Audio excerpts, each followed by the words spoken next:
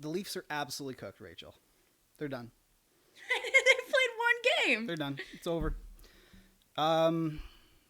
Mike is not happy with the Leafs.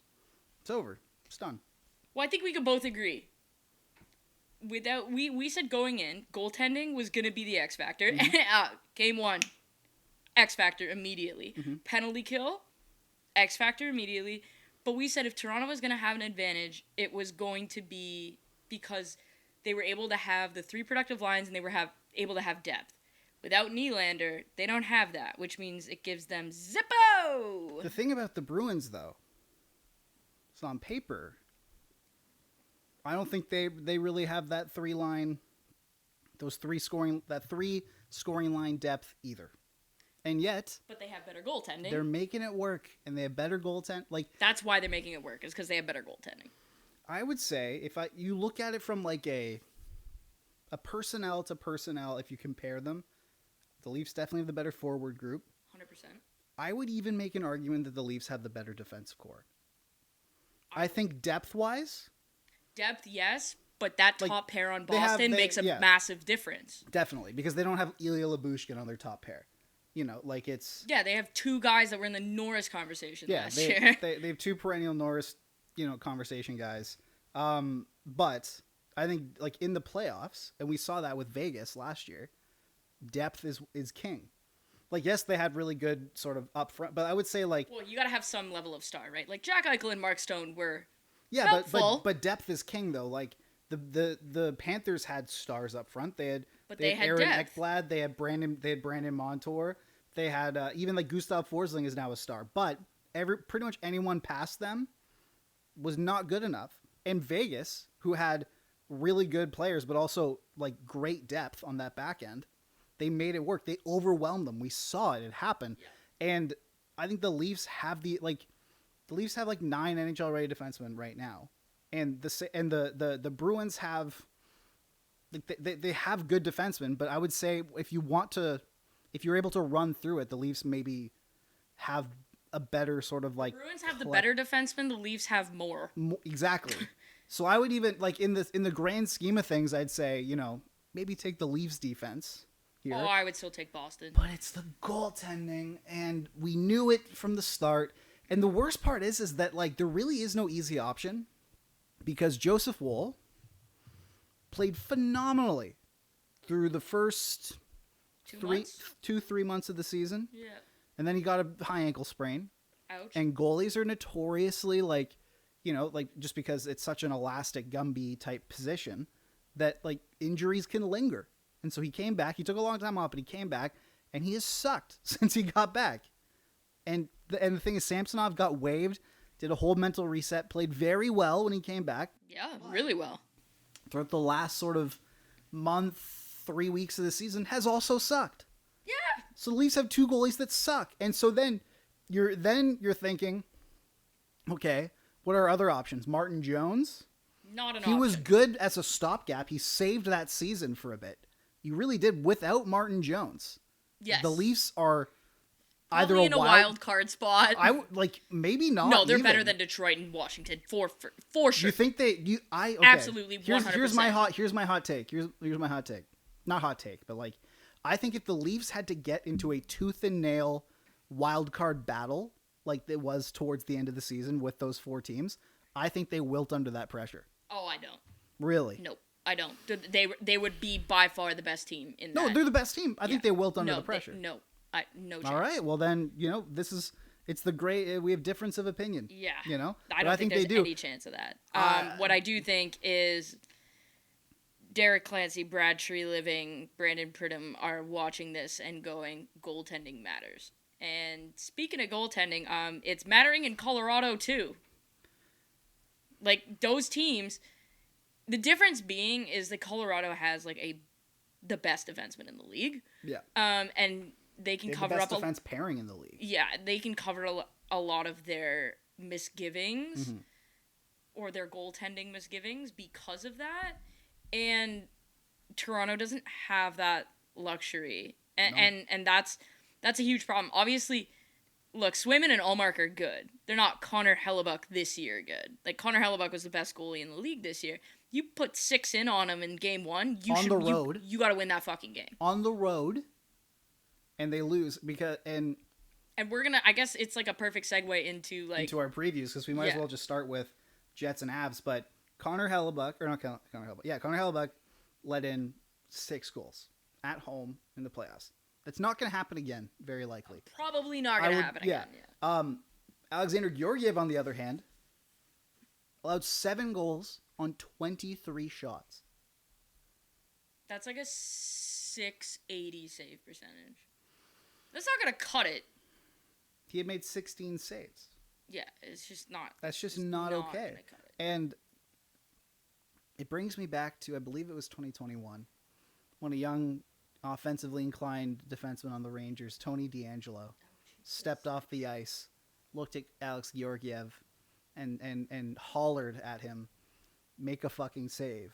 To which Georgiev swung at him and clocked him in the face. Correct. Thus creating a timeline in which Tony DeAngelo is now likely out of the league. So, to be fair, we're cutting Georgiev slack because ultimately he is a good one. However, if Nathan McKinnon said make a fucking save and then punch Georgiev in the face during an intermission, I think a lot of people would look the other way. Yeah. I think a lot of people would say, "I don't see nothing." You know, that was shocking. Oh, some of those goals were shocking. Genuinely horrendous. Like Kyle Connor being surprised that he scored is probably all you need to know, because he was like, "Oh, okay." Yeah, it was pretty shocking. So let's get into the it. Goaltending. We said that the goaltending was going to be the difference in the Toronto series. It already is, and I think you and I agreed, kind of just doing our prep for today in the playoff previews, that goaltending was going to be a difference maker in the Colorado-Winnipeg series. And let's fire that one up, because let's do it. Game 1, 7-6. That atmosphere was so rowdy that Pat McAfee was talking about it this morning. Look, it was a great game. Like, it's the best game so far. Like, goaltending aside, like, you know, I would even say, like, bad goaltending can make a great game. Like, it was. Yep. There was bad goaltending on both sides. It just happened to be that Georgiev was worse than Hellebuck that night, and also pretty much every other night. But I was gonna say, wait, and is this not a great argument? Like, Georgiev finishing first in wins this year. Tell me that's not the best argument for wins are a team stat. Everyone, the thing that I saw was like, how does this happen with Georgiev? He was an all-star a couple months ago.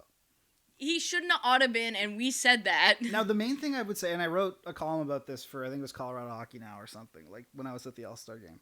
And it's that Georgiev, it was, and I believe I think at the end of the season, ended up being the busiest goalie in the league. He was started the most. He saved the most shots. And that happened last year too. He's going on 2 years of being the busiest goalie in the league, when prior to that, he was at best a platoon guy. Yeah. So this is... Maybe he's tired. So he's probably just gassed. Because he's a good goalie. He was a good goalie last year. I mean, Annunen was sick for game 1. He's still sick. Yeah. I think there's probably a discussion to be had, though, because I am not sure you can't put the random dude in. You can't put Arvid Holman. He's a Winnipeg Jets player that was an emergency backup. That's what I'm saying. Like, who else do you have? You don't have. No, you had to leave Georgiev in, but I think for game 2, if Annunen is like alive, sick. That's what Bednar said. Literally right before I got here to record the podcast, I said he's still sick. So it's looking like he'll probably get some IV in that boy right quick, or you might be going home down 2-0. Well, your options are Alexander Georgiev, who. Or sick Justus Annunen. Or Justus Annunen, who's probably half dead. Like a fire hydrant coming out of both ends right now. You have to be really sick to miss a playoff game. You know. Yeah, so that's like that guy's probably pooping. You gotta have pneumonia, basically. Yeah. No, he probably has fluids coming out of holes he didn't even know he had right now. Nice. Yeah. And so but let's do what we did last week, Rachel, where we do series prediction, X Factor, and MVP pick for this series, and fancy stats, which are on our Instagram account if you want to go peep those, and on TikTok. Take a wild guess who those are courtesy of. Not Mike. Not me.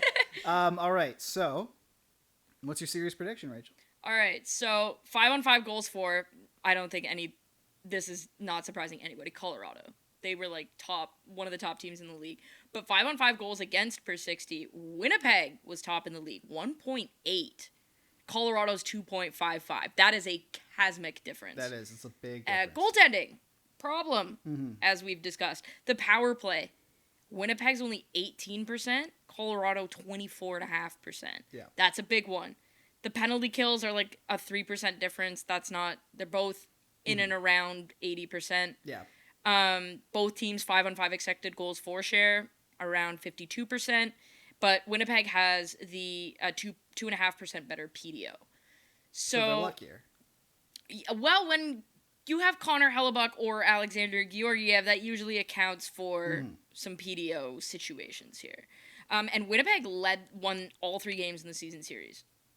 So despite Colorado having the better team, yeah. The Jets have the better goaltender, and that was the difference in every single game that they played. Yeah. So I think when you look at it from that perspective, Winnipeg won Game 1. It was the first time they'd won a home playoff game since 2018, which is shocking. It's amazing. Given the atmosphere, like, you shouldn't lose a game there. That's crazy town. I think Colorado has more talent, very clearly. But, hey, man, Winnipeg loaded up. But I feel like we're talking about Toronto-Boston again. Colorado has more talent. Winnipeg has the goaltending. The difference is that the Leafs don't have a cup with a lot of players still there. No, but what I'm saying is we're talking about a team that has supremely talented and a bad goalie. But the difference is that I would say Colorado has a lot, like their entire core and a lot of supporting players who have been there, who have won a cup, and won a cup with not great goaltending either. Like, people forget, it was average. This is below average. This is different. Well, yeah, but I'm saying, like, Kemper was not very good. No, but he was acceptable. He was acceptable, but he was Georgiev is unacceptable. But I don't think this is gonna be. He's gonna stop more than 60% of the shots next game. I think he is. Well, he's gonna have to. Yeah. But, like, what I'm saying is, I am picking the Avs in 7. Okay. I think that the Avs, whether it's Georgiev turning it around, which can start tomorrow night, or it's Annunen coming in there and stealing the show, there will be at least some somewhat capable goaltending, and I think that's all the Avs need. You have... Oh, they're very clearly the better team. We saw last night they outshot them 45-23. Yeah, and insane. they pumped 6 goals past Connor Hellebuck. If they get if they get 2 extra saves in that game, they win.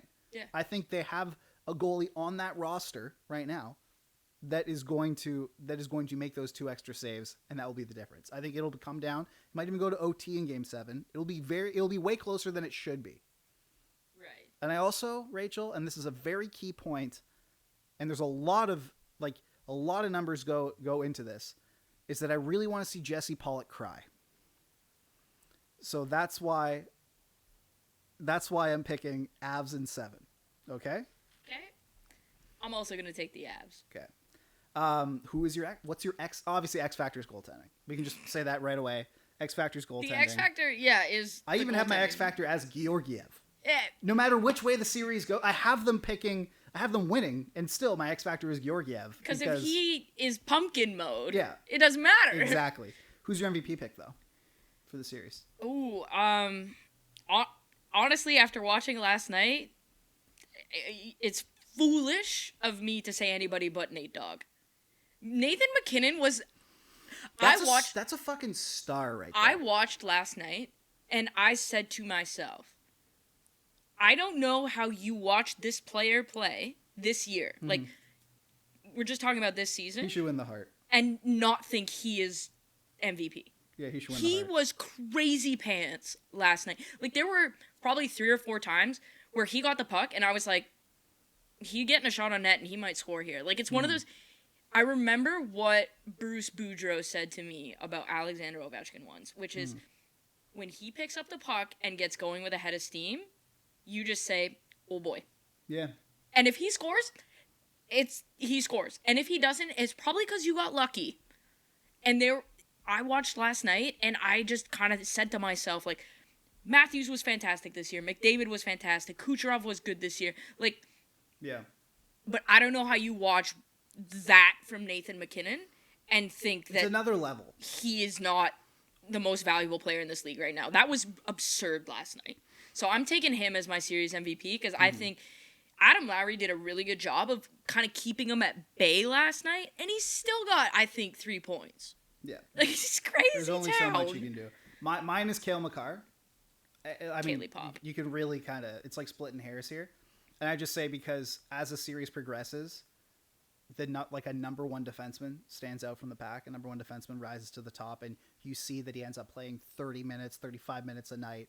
And, I think he's going to be extremely important. I think special teams are going to play a big factor in this, and he plays both. And Colorado has the distinct advantage on special teams. Exactly. So I think it'll be Cale Makar, but it could go either way. It really could. This is going to be such a ridiculously good series. Yeah. Oh, my God. Buckle in. All right.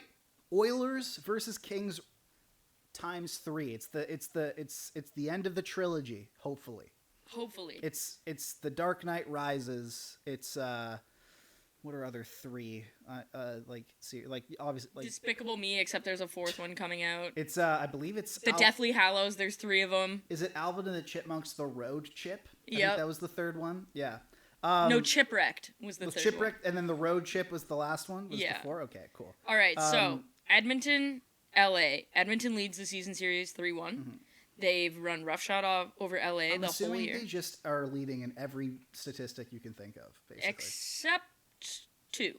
Okay, what are the 2 that they're not So, leading in? Edmonton has a cosmic advantage for 5-on-5 goals for, as we expect.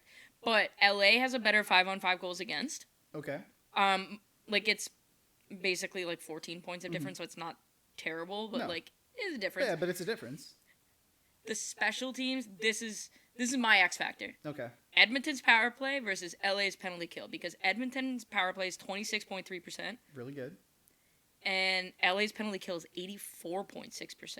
Also very good. So that's a clash of unstoppable object or unstoppable force versus immovable object. Yeah, exactly. Yeah. Versus Edmonton's penalty kill is about 80% and LA's power play is 22%. So it's those are basically average, but above average penalty kill versus a way above average power play.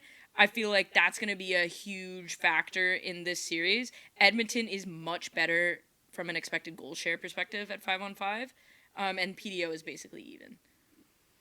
So the key difference for me is that special teams matchup. Yeah, they're both. The thing is with them too is their goaltending is both. It's equally shaky. It's equally bad. But it could go I can foresee a scenario where Cam Talbot plays very well. See, I'm the opposite. I think Skinner's more likely to play well than Talbot. I think he is too. But I can foresee a scenario where Cam Talbot puts it together for 7 games. Yep. It goes on a run, Mike Smith-esque, funny enough. I can also see Stuart Skinner. I went through 5 different Skinners in my head before I said that. Skinner had a period of time this season where he was very good. He was an all-star last year too. But he's shown he can do it. It's just a matter of can he do it now. Absolutely caving in on himself. I'm going Kings in 7. Edmonton in 6. It's very tempting for me to pick Edmonton. Obviously, they have the better high-end stars. They I think that they maybe have a slight edge. No, I'm picking the Kings defense, I would say, over Edmonton's. But I'm not. See, I'm taking Edmonton's. I'm taking Edmonton's blue line. Bouchard's year this year, I would obviously Drew Doughty in the playoffs is a bit of a different animal, but let's face it, he is in his mid-30s. He is not Drew Doughty anymore. Yeah. And they Ekholm played really well. Yeah. And I think now that Bouchard's taken that step forward, it's taken a lot of pressure off Nurse, and he's actually been much better on the second pairing role. So I think from a depth perspective, LA has the advantage because they've got guys like Laferriere and Byfield and Trevor Moore that can have that. But there is not one single player on LA you would take over any of McDavid, Draisaitl, or Hyman. Zero, none, not even a thing. I mean, I don't think that needed even to be said. Like, right. So it's like if those three play to their capability, Edmonton wins the series like that. Because if Connor McDavid puts up 2 points a game, which is entirely possible, him and Draisaitl, I looked this up. We know they're good in the regular season because God knows they've won like 1 billion trophies between them. Their production in the playoffs goes up by nearly 20%. No, they it's actually they're the anti-Mitch Marner. Literally anti-Mitch Marner. We're saving that discussion, by the way, for next episode. When Mike loses his mind. Like, depending on what happens. How tonight and Wednesday go will be a determining fact. But what I'm saying is like, those guys have proven time and again that they actually get better when the games matter. Yeah. Like, and that is super difficult to deal with if you're LA. Mm-hmm. I just think stylistically it's a bad matchup for LA. I really... See, this is difficult because on paper, I would say LA is well positioned to at least try and make life difficult for McDavid and for Draisaitl. Because you match them up with Danault and Kopitar, and then you would hope that outside of those two matchups, having Pierre-Luc Dubois... there's no way you're going to say this. Having Pierre-Luc Dubois would come in and give you some extra depth. Those three scoring lines that we like to talk about. However, has not quite been the case with Pierre-Luc Dubois this year. Why? What happened? Because Bobby McMahon finished with more goals than he did this season. Wait, what? Yeah. That's not great. It's not great. I believe I think Nick Robertson tied him. Okay, that's really not great. It's a disaster. Dang. But this is a perfect opportunity for him to redeem himself. It's a perfect opportunity. I'm not betting on it, but... That's not something... Put it this way. I do a lot of betting. Yeah, I'm definitely That is not something I'd be putting my money on. However... So is he your X Factor? No. No, obviously not. That would be really funny, guys. Trevor Moore's my X Factor, obviously, and my MVP pick. Like, come on. But I will admit, there is some of my anti-Oilers bias that is playing into this. I hate the Oilers. I hate their fans, and I hate their media, and I hope that they lose. Okay, but agree or disagree? Good for the game if McDavid's in the cup final. Absolutely. I will not be upset if they win. No one's going to be angry if they have to watch McDavid play more. Oh no, the face of the league, the best player, one of the best players, someone who could go down as the best player in the history of the sport is going to be playing more in the playoffs. Oh! Great. However, if they lose, we'll have a whole summer full of are McDavid and Draisaitl going to want out conversations. Oh yeah, Daniel Nugent-Bowman wrote like a whole piece about it. Yeah. And number two, I would just love the reaction of their fans and their media to a first round loss to an opponent that is so very clearly like outmatched.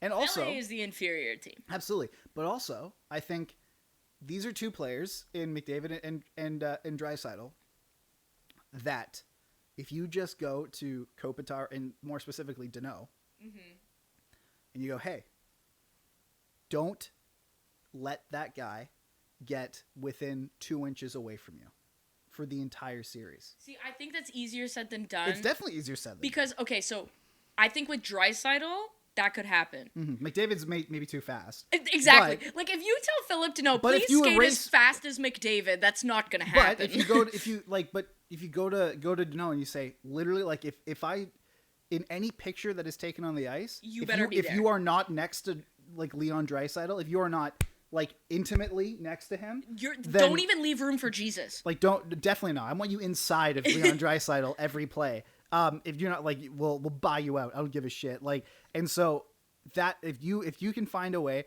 for them to just put all of their might into eliminating Draisaitl, yeah, McDavid can make a lot happen on his own, but that's a huge weapon that you've taken away. Right. And you got to worry about Hyman. Exactly. But LA's got that depth too. LA's got Trevor Moore, who's a 30 goal scorer now. Okay, but they don't have the bodies to shut down. No, but they can maybe go toe to toe. Like Quentin Byfield, this could be like you know how you said Alex Lafreniere is going to have his coming out party in this series? Oh my god! I think Quentin Byfield. It could be the exact same thing for Quentin Byfield.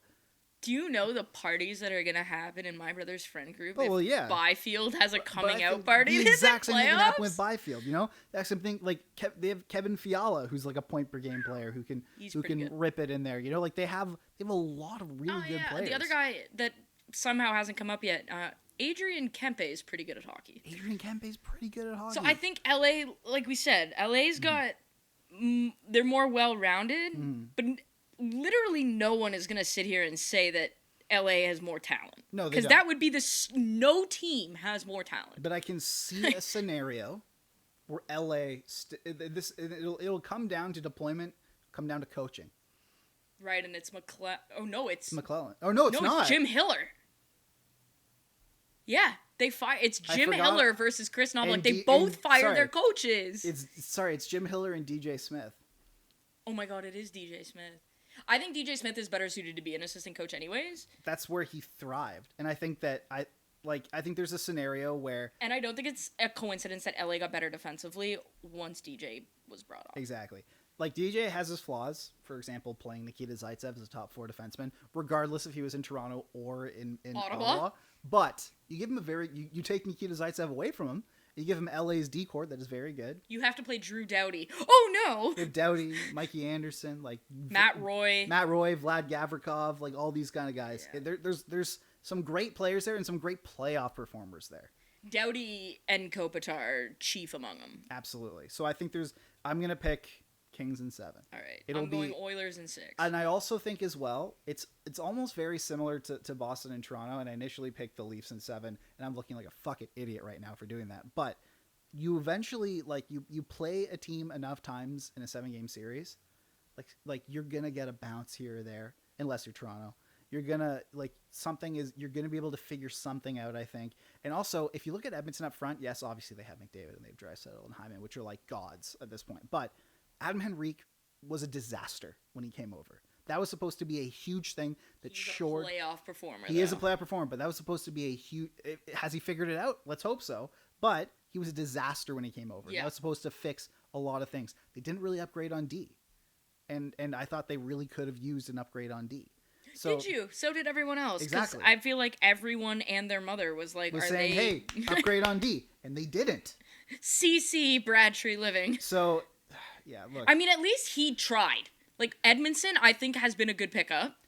Yeah, but... Labushkin, maybe not so much.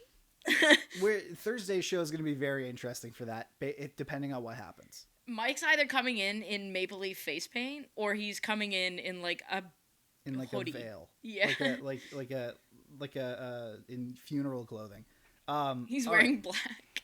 That's amazing. Okay, so yeah, I've got Oilers in 6.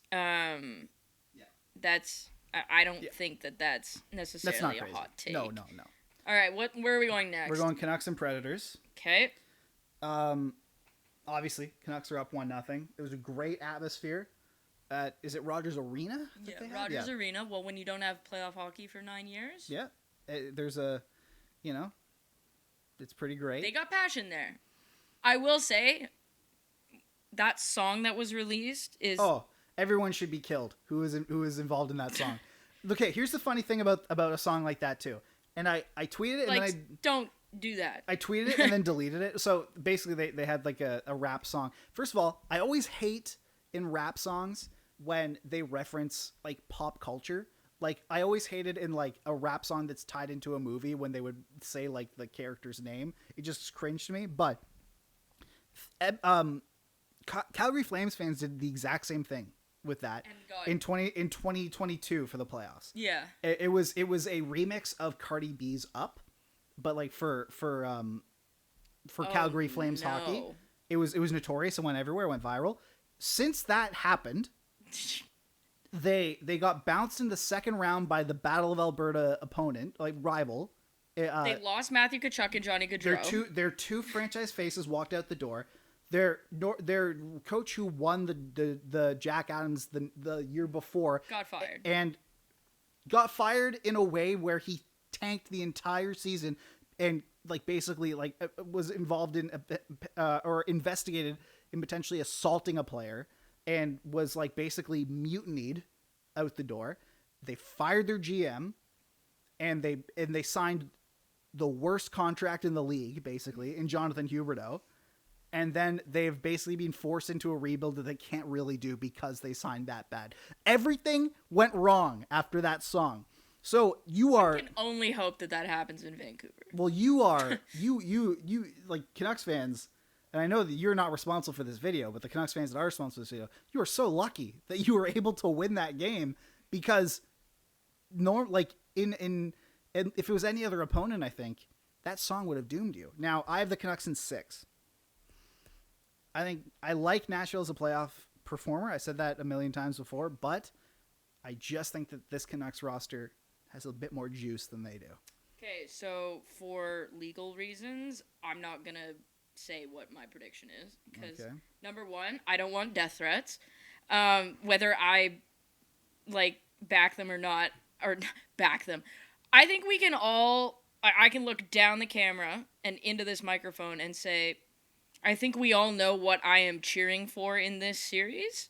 And Mike and I are both cheering for the same thing. Mike just thinks that the Canucks are going to win. Nobody on this podcast is going that way. But Vancouver's a better team.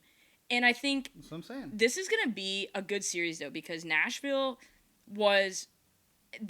finished with more points over the back half of the season than the Canucks did. They were the better team in the back half of the season, except Vancouver had a really great start and was able to sustain it. The Predators were the best team in the back half of the regular season. They were incredible. They were like 19-1-2 or something after they got told they're not allowed to see you too. Which is crazy. But the record was like a Hamburglar-esque. It was crazy. So 5-on-5 goals for, Vancouver has the advantage. Mm-hmm. 5-on-5 goals against, Vancouver has the advantage. Although, over the last stretch, Nashville has the advantage. Yep. So that I think is something to watch. Yeah, I would say it's notable at least. Yeah, their power plays are pretty much dead even. They're both bad. Mm-hmm. Their penalty kills are, Nashville's is a little bit worse at 77%. Vancouver at 79%. Neither is good. Mm-hmm. 5-on-5 expected goals for share, Nashville was the better team. PDO... it's obviously the Canucks. Obviously. And Vancouver won the season series 3-0. All of those games were played... First half of the season? Prior to November. So... How the fuck did that happen? Yeah, prior to the end of November, they played 3 times. They didn't play once in the back half of the year. Who the fuck let that happen? The NHL scheduling people. The same fucking people who had New Jersey play Toronto 3 times in 2 weeks and nothing else outside of that. That's the stupidest thing I've ever heard. They played 3 times before November and then never again. Well, they're a Western Conference team. The Devils and the Leafs played 3 times in 2 weeks to finish off the season. Didn't play once before that. Stupidest thing so I've ever heard fucking in my stupid. Life. It's ridiculous. So anyways, so the thing I'm watching closely in this series, the goaltending. Thatcher Demko was absurd last night. He was the reason they won. Yeah. The reason they won. And nothing else. And then Quinn Hughes, Roman Josi. So you got Demko Saros and you got Quinn Hughes, Roman Josi. From a fan perspective, watching the 2 best defensemen in the league this year and 2 of the best goalies over the last few years, I think that's fantastic. Yeah. But we're also getting 2 awesome playoff atmospheres. Vancouver's last night was incredible. Kudos to all those fans for coming out and really making it an atmosphere. Great, yeah. And we know what we're in for in Nashville. So I think regardless of how the series goes, I just hope it's a long one, because the more of those playoff atmospheres that we get, I think the better we are. Yeah, absolutely. Right? And no one is going to be upset if we have to watch extra games worth of Roman Josi and Quinn Hughes. No one's going to be upset about that. I think that normally in a series with Nashville involved in it, I would go, okay, well, yeah, they might be outgunned a bit. And I think that, I would take Vancouver's D over Nashville, right now. I think so. But normally I would say, oh, but you have UC Saros. And UC Saros is the differentiator here. But Vancouver is that. Exactly. You look at the other side and you have, you have a guy who's arguably better, at least at this moment. And you look at them, you go tit for tat here.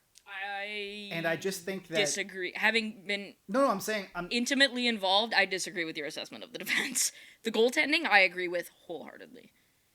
Okay, well, I'm allowed to have an opinion. Yeah, Rachel. no, that's what I'm saying. Okay. I disagree there, but I think we're aligned on goalies. But I think the X factor here is going to be forward depth, because Vancouver 100%. just has more. Like on Nashville has a resurgent Ryan O'Reilly. They have Philip Forsberg. You know, they have a lot. Cody Glass was good this year. Cody Glass was good. Luke Evangelista's been really good. They have good players, but they don't have the Dakota Joshuas who step up out of nowhere. You know, they don't have the. You're welcome. Yeah, they don't have, like, you know, even as disappointing as Elias Lindholm has been, they still have Elias Lindholm. He scored last night. Yeah. So you're actually not. There's a moratorium on complaining about him now for at least a week. Yeah. You're not allowed. Like that's what you got him for, and he's doing it. Like they have more offensive pop, they have more offensive depth. And I think over the course of a series, you are at least neck and neck on defense, and you have the advantage in goaltending, if not you're neck and neck. But your forward core just outpaces them. I think I think when you look at it, I think forward core might be a little too general. Because up the middle, where it really matters, like Tommy Novak, Cody Glass, Ryan O'Reilly, versus Elias Pettersson, JT Miller, Elias Lindholm, that's the difference. Vancouver's wingers, and like you can look at Dom's article, you can look with your fucking eyeballs, they're dog shit. Like Vancouver's wingers, outside of basically Besser, okay, I'm gonna let you get this out of your system. Are not good, okay. Like by the numbers. Yeah. Mikheyev awful this year. Pius Suter has been fine. Dakota Joshua has been resurgent, but that's not like, if Dakota Joshua is your second line winger, that's a problem, right? We've talked ad nauseum about Ilya Mikheyev not being a good fit. Connor Garland's been better, but those are not a group of wingers that are going to win you a Stanley Cup, and none of those players I've just named are better than Philip Forsberg. So I think Vancouver's advantage is up the middle, for sure. They have 3 centers that are better than arguably any of Nashville's. On the back end, I think if you remove Yossi and you remove Hughes, Nashville has the better core.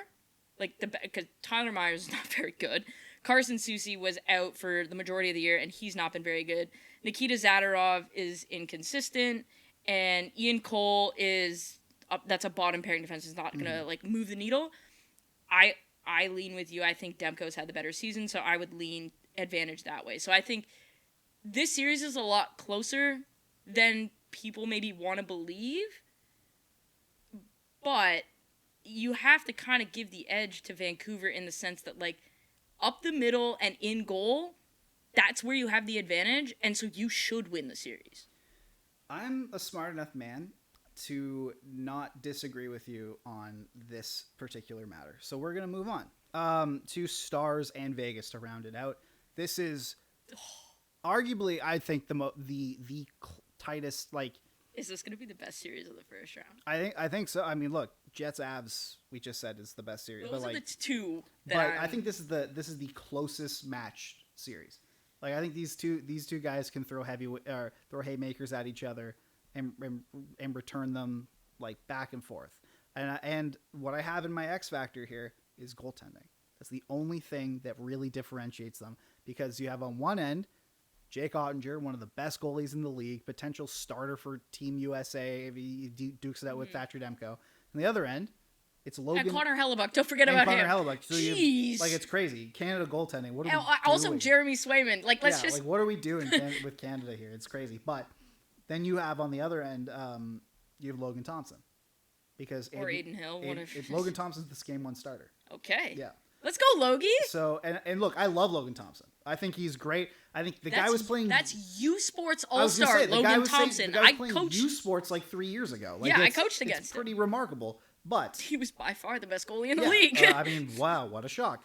But it's Jake Ottinger on the other end. Now the Stars have such, and obviously like Vegas is getting back Mark Stone. You know, look, and again, he had a very real injury that we're not sure he's actually healed from. Exactly, but he's coming back, and it's hilarious if you look at his transactions from the last 3 years. The exact same thing happens every year, so it's very funny. But then again, so funny. we know being over it. Be mad at your team for not doing it. Yeah. Sorry. I just hope. My only hope is that he's not gonna come back and risk severing his spleen or something like that, because that's crazy town. First of all, any doctor that allows that should lose their license. Who needs a spleen when you got a Stanley Cup ring? It'd be great.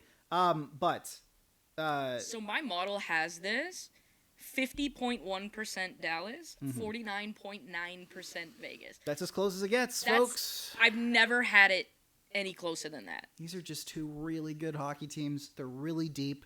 They're strong at every position. It's literally just goaltending. And if Adin Hill was in net, based on the performance that he had through most of this season and through the playoffs last year, I would even say it's exactly 50-50.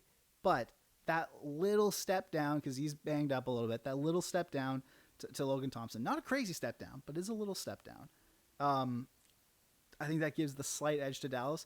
But one wayward injury, one wayward bounce even, this series could go completely in a different direction. I'm taking Dallas in 7. But I will not beat myself up if I'm wrong. Yeah, I think you and I are pretty much aligned on almost everything, in the sense that 1 to 23 on the roster, I think Dallas is probably the best team, the most talented team. The one area where I kind of go, maybe not, is the fact that Bruce Cassidy has the ability to do Theodore, Pietrangelo, Hannafin on 3 different pairings, so at any given time, one of them is on the ice. Yeah. Whereas Dallas, even though they might have the better 1 to 23, they don't have 3 defensemen as good as those 3. They have 1. It's Miro Heiskanen. I would have Thomas Harley at, if I were stack ranking Heiskanen, Harley... Lindell, maybe? No, Heiskanen, Harley, and then the 3 Vegas defensemen. Harley is 5. Yes. Yeah. Right? Well, because he's so young. Heiskanen probably 2. Mm-hmm. Right? So you've got 2 and 5, and then you've got 1, 3, and 4. So I think if there is a depth advantage anywhere for Vegas, it's tough to write off Heiskanen. I think he might even be the best of the bunch. It just doesn't, I think Theodore or Pietrangelo, I think either one of them, based on experience in the playoffs and playoff performance, yeah, okay. I think you kind of have to give them the nod. This could be Heiskanen's coming out party, though. I wouldn't be surprised if he hasn't already had one. No, but I wouldn't be surprised if Dallas goes on a run, if we're sitting here and going, Miro Heiskanen needs to be in the same conversation as Quinn Hughes, Roman Josi, maybe not the Kale McCarr conversation yet. Yeah. But, I think Heiskanen, in my opinion, Heiskanen is the most underrated player in the NHL. Just point blank. Done. And I know, that's fair. I hate that sort of argument, because the second you say that, it's no longer viable. No, but I think that's fair. This is an elite, you obviously have Quinn Hughes, Kale McCarr, Roman Josi, Adam Fox are in that upper echelon. Miro Heiskanen is the closest player. He's if there are other guys knocking on the door, Miro Heiskanen, I think him and Fox are probably they're pretty aligned. Yeah, they're pretty neck and neck in terms of value. I would say him at if Fox is in that upper echelon, I know he's got a Norris, but if Fox is in that upper echelon, I'd say so is Heiskanen. Yeah, no, I have Fox below. Yeah, so if one notch, I would say Heiskanen and Fox aren't knocking on the door; they have 1 foot in the door. That's fair. And McCarr is up here. McCarr's up here. Hughes, Josi. Hughes and Josi are here. Yeah. And then you've got those guys that have 1 foot on the level. And people don't Quinn went up the staircase, and he's on that level. I hate to make this argument, but if Miro Heiskanen, first of all, he wouldn't be as good if he played on this team, because it happens. But if Miro Heiskanen played in Toronto, he'd be a Norris finalist every single year. Oh, because everybody would be watching him every 4.5 seconds. Exactly. But because he plays in Dallas, at least on the East Coast, no one really watches him. Everyone's in bed whenever he plays. But that's a fucking really good player. And I would say he's definitely underrated. I'm right there with you on that. At this that. point in time, I know that they're better. I know that they have the playoff pedigree under them that's better than Heiskanen. At this point in time, I think Heiskanen's the best defenseman there of those players. He's younger. He's but I'm not looking at younger. I'm looking at pure attributed value.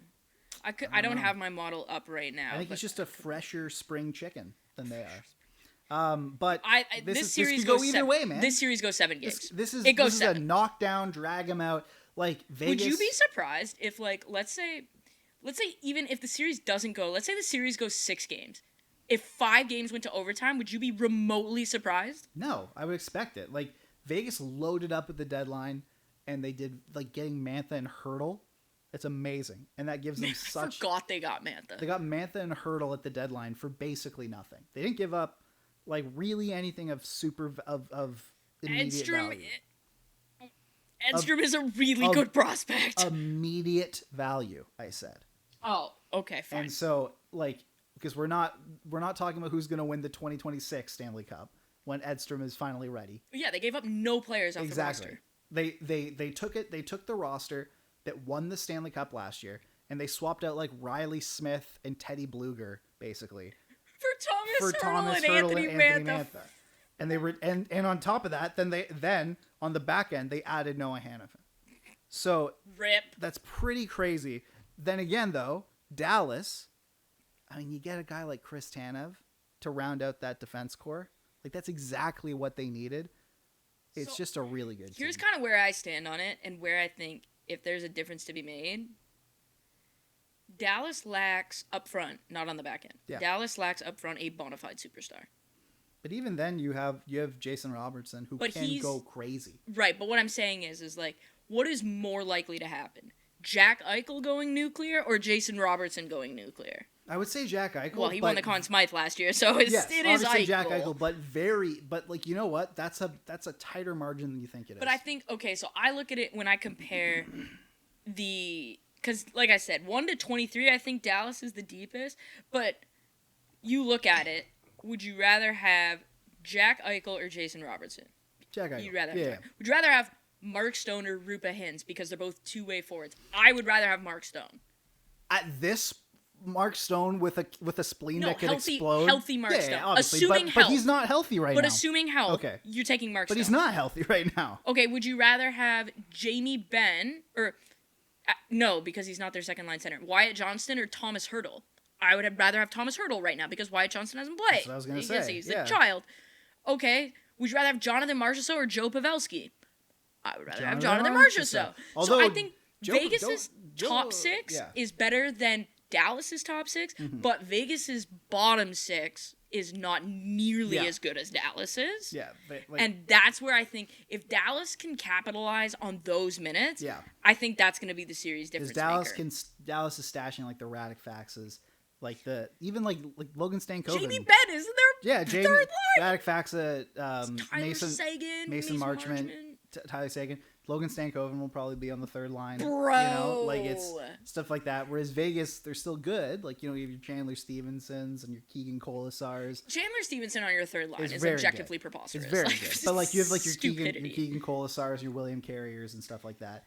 It's I get it. It'll be different. Like I think I mean, if we're gonna sit here and say, would you rather have Anthony Mantha or Logan Stankoven? I'm gonna take Logan Stankoven on that one.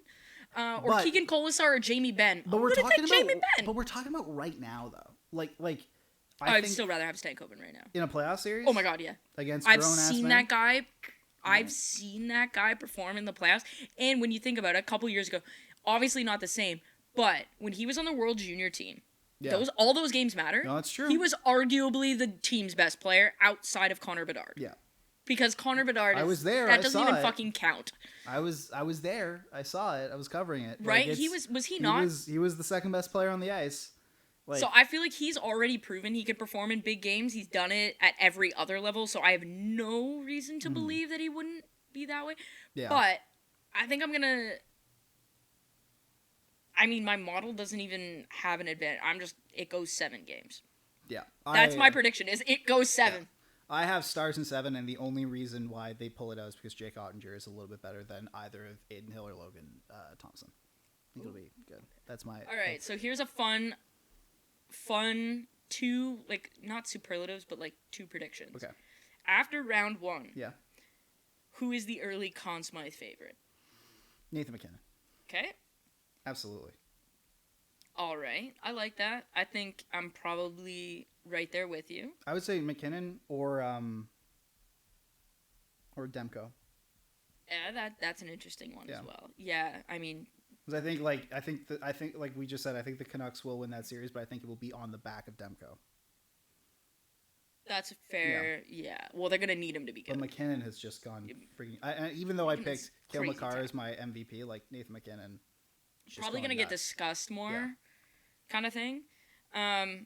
Yeah. So that's sort of where I'm at, and then who is the biggest, not team, but it could be team or it could be player. After round 1, who is the biggest disappointment? Mitch Marner. Okay.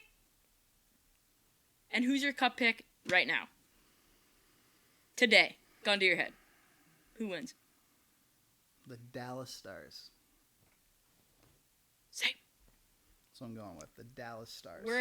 This is a Dallas Stars podcast. I wish the Stars and the Avs could play each other in the Cup final.